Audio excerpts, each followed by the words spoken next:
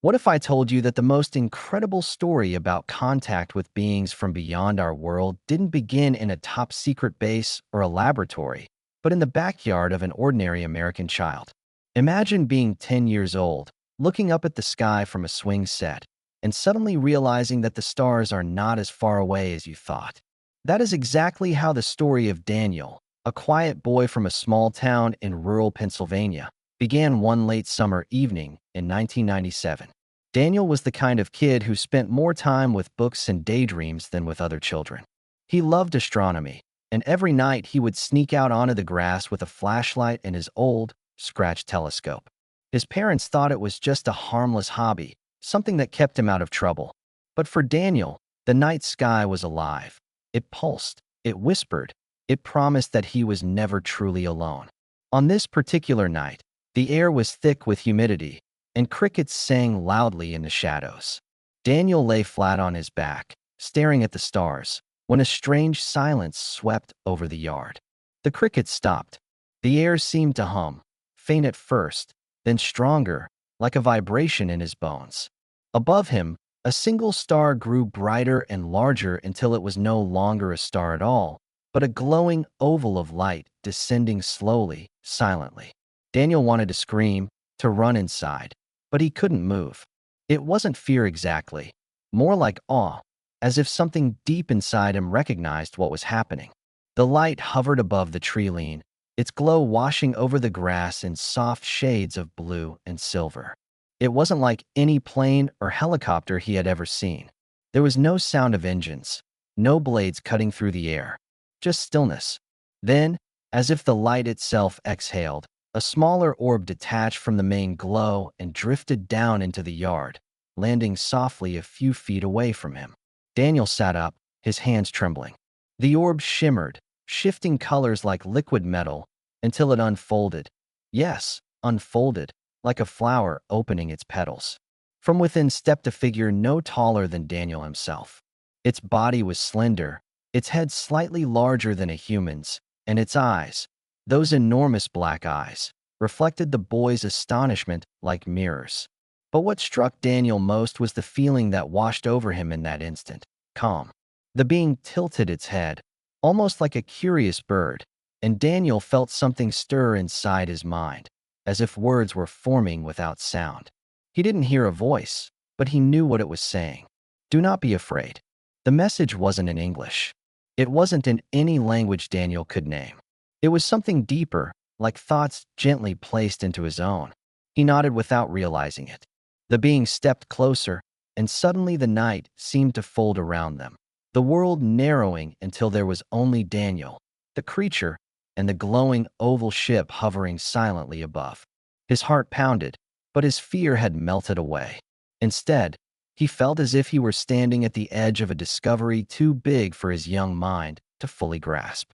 The being raised its hand, or something like a hand, and Daniel noticed it had only 3 long fingers, delicate and luminous under the strange blue glow. Slowly, cautiously, Daniel lifted his own hand and mirrored the gesture. When their fingertips met, there was no sensation of touch, but rather a flood of images rushing into Daniel's mind.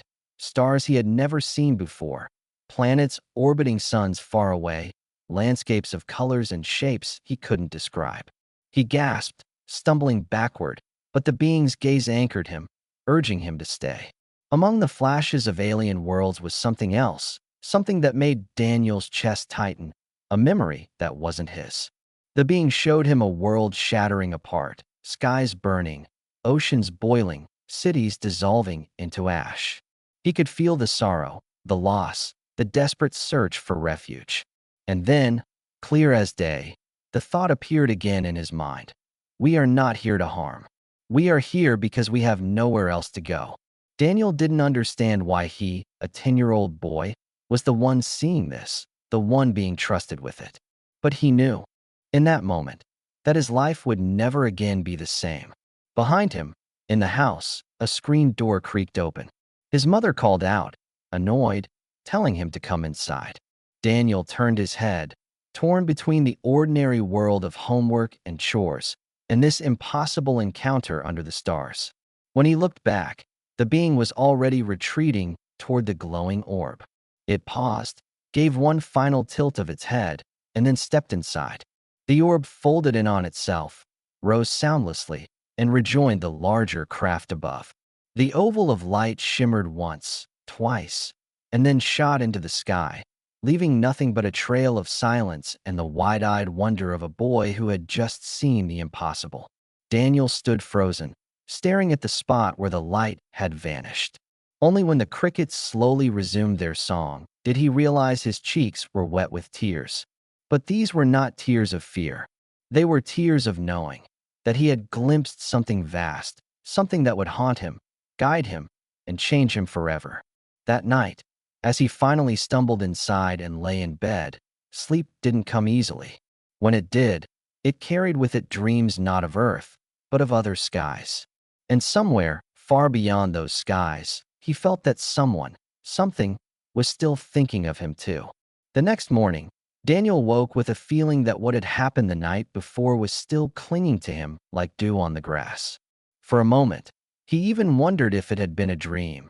But then he remembered the silence of the crickets, the light, and those black, endless eyes. He pulled on his clothes, ran outside barefoot, and scanned the yard. Nothing. No sign of scorched grass, no strange footprints, no glowing residue like in the science fiction movies he had seen. The swing set creaked gently in the breeze, the world perfectly ordinary. But Daniel knew. He carried something inside him now, a secret that pulsed like a heartbeat. At breakfast, his mother asked why he looked so tired. He almost told her, but something held him back. How could he explain that an alien had stood in their yard, that it had placed a universe inside his mind? His father was already buried in the newspaper. His little sister was spilling milk on the table. This was their reality, and Daniel's reality was now different. At school, the difference became even clearer. He couldn't stop staring out the window, watching the sky. He felt distracted, restless, as though some invisible thread was tugging at him. During science class, the teacher drew the solar system on the board, and Daniel felt a strange frustration rise in him. The neat little circles and names, Mercury, Venus, Earth, seemed so small, so limited compared to the vast images he had seen. He raised his hand and asked, "What about other solar systems, with planets we don't know about yet?" The class laughed. The teacher smiled politely and said, "Well, astronomers have discovered some, but it's all very far away and theoretical." Daniel wanted to scream, "It's not theoretical. I've seen them." But he stayed quiet. He was just a kid, and who would believe him? That night, he couldn't sleep. Every time he closed his eyes, he saw flashes again. The alien's world collapsing, strange constellations, landscapes of crystal mountains, and oceans the color of molten silver. He would jolt awake, breathing hard, and look out the window. The stars seemed to wink at him, as though they were waiting. Days passed, but the feeling only grew stronger. Small things began to change around him. He could predict what someone was about to say before they said it.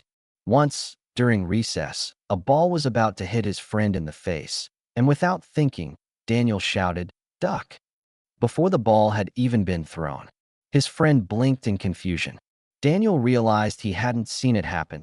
He had felt it, as though time had whispered to him a second before it moved forward. He didn't understand it, but deep down, he knew it was connected to the being. And then came the night of the second encounter. It was nearly 2 weeks after the first. Daniel had almost convinced himself it would never happen again, that maybe it had been a one-time miracle. But as he lay awake in bed, a low vibration filled the air. His heart leapt into his throat. He pushed the window open, and there it was again, the oval light, hovering just above the trees. This time, it didn't send down a smaller orb. Instead, it pulsed, and Daniel felt a tug in his chest, as though it were calling him. He didn't hesitate. He slipped out of bed, careful not to wake his sister, and padded barefoot through the grass. The crickets silenced once more. The craft was larger now, closer, its surface shimmering like liquid metal reflecting the night sky. And then, without warning, Daniel wasn't in his yard anymore. He blinked, and suddenly he was inside. The air was warm and filled with a faint hum, like standing inside a giant heartbeat. Shapes surrounded him, soft, glowing walls that seemed alive, shifting as if they were breathing.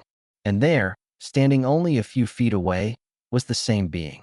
It looked at him with those vast, dark eyes, and Daniel instantly felt the same calm wash over him. The thought voice returned, clear and gentle. You see, you remember. Now you must understand. Images poured into him again, but this time they weren't of destruction. They were of journeys, ships leaving their dying world, scattering across the stars in search of refuge. He saw them land on barren moons, drift through nebulae, skim the edges of black holes. He felt their exhaustion, their longing for safety. And then, most startling of all, he saw Earth. Blue, alive, beautiful. A place of possibility. Why me? Daniel thought desperately. The being's head tilted, and the answer formed in his mind. Because children still listen. His chest tightened. He didn't fully grasp what that meant, but he knew it was important. The being stepped closer, extending its three-fingered hand again. Daniel reached out without fear this time, and when their fingertips met, he didn't just see images, he heard something. A rhythm. A message in the form of a melody, simple but powerful, like the heartbeat of the universe itself. It vibrated inside him, imprinting itself into his memory. And then, as suddenly as he had arrived, Daniel was back in his yard, standing barefoot in the grass, staring up at the stars. The craft was gone, the night alive again with the sound of crickets. But now he carried something new. Not just images, not just memories. He carried a song. And though he didn't yet understand it, he knew it would one day matter more than anything else in his life. The days after the second encounter blurred together for Daniel. He went to school, did his homework, ate dinner with his family, but it all felt like moving through a dream. Only the nights were truly alive, when he lay awake and replayed the melody over and over in his head. It was unlike any song he had ever heard. No words, no instruments, just a rhythm that seemed to echo from the core of the universe. He hummed it quietly when no one was listening, afraid someone would notice, yet unable to keep it bottled inside. And then the dreams began. They weren't like normal dreams, scattered and strange. These were vivid, so real that he woke with his heart racing and his sheets damp with sweat. He saw places that didn't exist on Earth, towers of crystal rising out of oceans that glowed with their own light, forests of enormous trees with leaves like silver flames, skies painted with three suns. Always, in these dreams, he heard the melody. Sometimes it was faint, like wind through distant mountains. Sometimes it was deafening, a thunderous chorus that rattled his bones. And always, he felt the presence of the being, watching, waiting, guiding. At first, Daniel thought he was losing his mind. He stopped telling his parents when he couldn't sleep, afraid they would take him to a doctor who wouldn't understand. He withdrew from his friends, too distracted to care about games or jokes. But then something happened that made him realize these weren't just dreams, they were messages. One afternoon, sitting at his desk in class, Daniel suddenly knew the answer to a question the teacher hadn't even asked yet. He raised his hand and recited the exact words she was about to say. The entire class turned to stare. His cheeks burned, and the teacher frowned, unsettled, but Daniel knew it wasn't an accident. It was the melody, the connection, echoing through him. Strange coincidences began piling up. He could sense when someone was about to call his name before they did. He could find things that others had lost, a notebook, a keychain, just by closing his eyes and listening to the faint hum inside him. Even animals seemed to notice the difference. Birds would perch closer to him. Stray dogs wagged their tails when he passed, even if they barked at everyone else. It was as though the world itself recognized that he carried something not of this earth. But it wasn't all wonder. The dreams grew darker. One night, he saw flames again, the alien world collapsing, its skies breaking apart. Only this time, he also saw Earth. He saw its oceans raging, its forests withering, and above it all, the same ships, drifting, waiting. He woke with tears in his eyes and the unshakable sense that the beings weren't just refugees. They were searching for something specific, something Earth had and they needed. The next day, Daniel tried to draw what he had seen. His hands moved quickly, sketching stars, ships, strange symbols he didn't recognize but somehow remembered. When he looked at the paper, he shivered. It wasn't just random doodles. It was a map. A map of places no one in his small Pennsylvania town would believe existed. He stuffed the paper into a shoebox under his bed, terrified his parents would find it.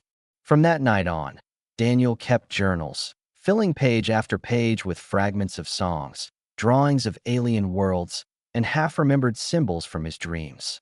He didn't know why he was writing it all down, only that he had to. It felt less like a choice and more like a responsibility. And then came the first sign that someone, or something, was watching him.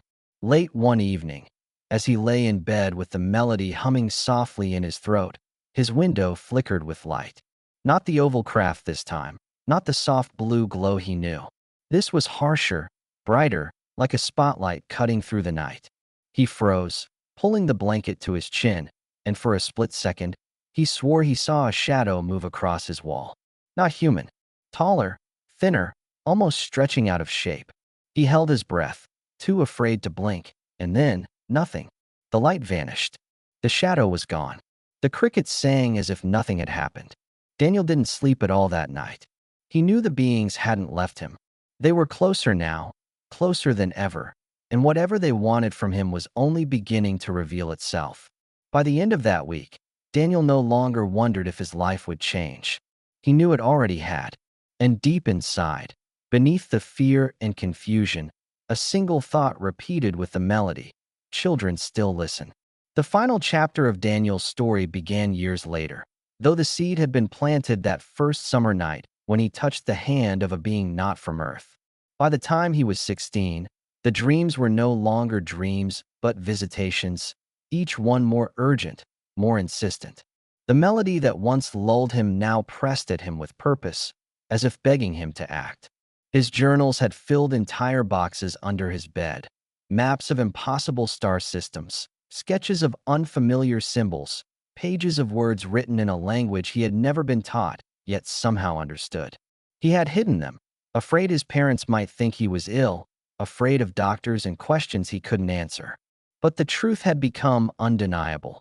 The beings had chosen him, and whatever message they carried was not just for him. It was for everyone. The shift came one stormy night when the sky split open with lightning and the air hummed with that familiar vibration. Daniel stood at his window, taller now, older but still carrying the same wide-eyed awe of the boy he had been. The oval craft descended once again, but this time it did not hide.